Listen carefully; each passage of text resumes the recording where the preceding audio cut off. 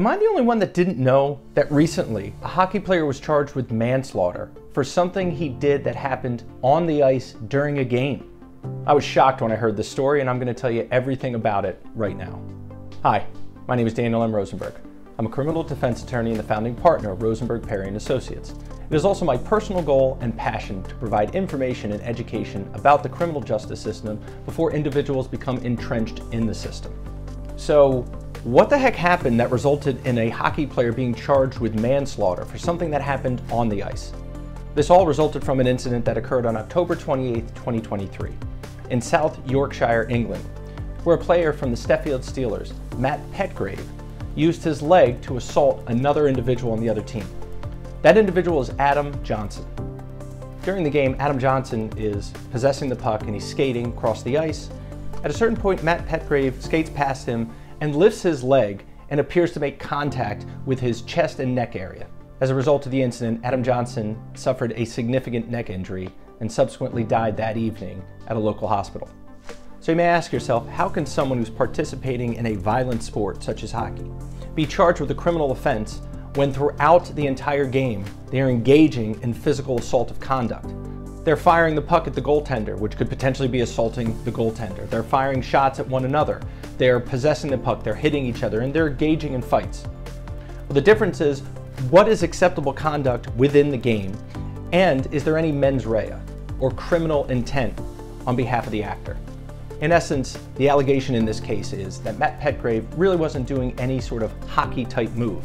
What he was trying to do, allegedly, was inflict significant bodily harm or injury and potentially death on Adam Johnson.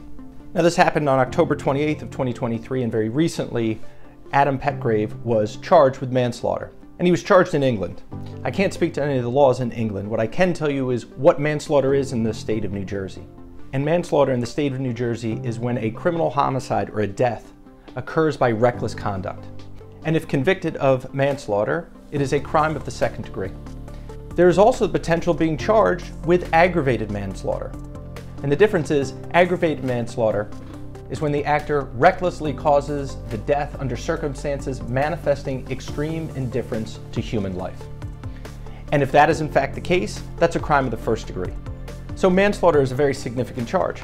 You may be wondering, is this the first time a hockey player has ever been charged criminally with conduct that occurred on the ice? Absolutely not.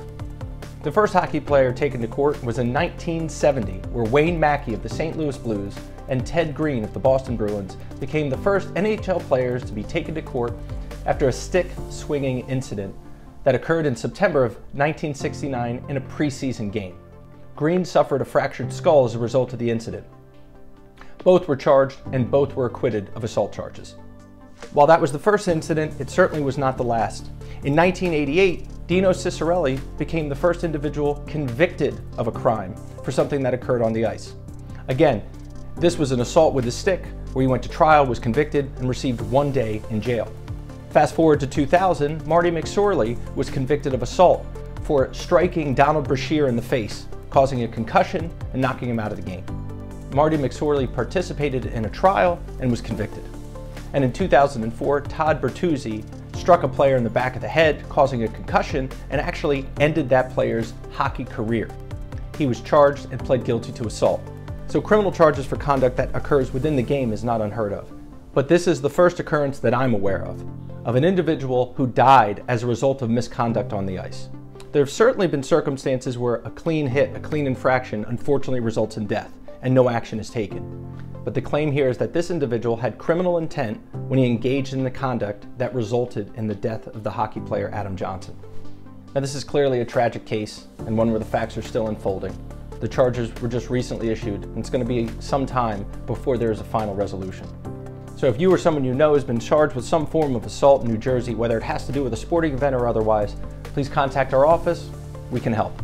We'll take the time we need to evaluate your situation and give you blunt and candid advice. And if you like the contents of this video, please like or subscribe to our YouTube channel. And if there's a topic you'd like to know more about, please contact our office or leave a comment below. I'd love to hear about it. We are criminal trial attorneys. We have your back. That's what we do.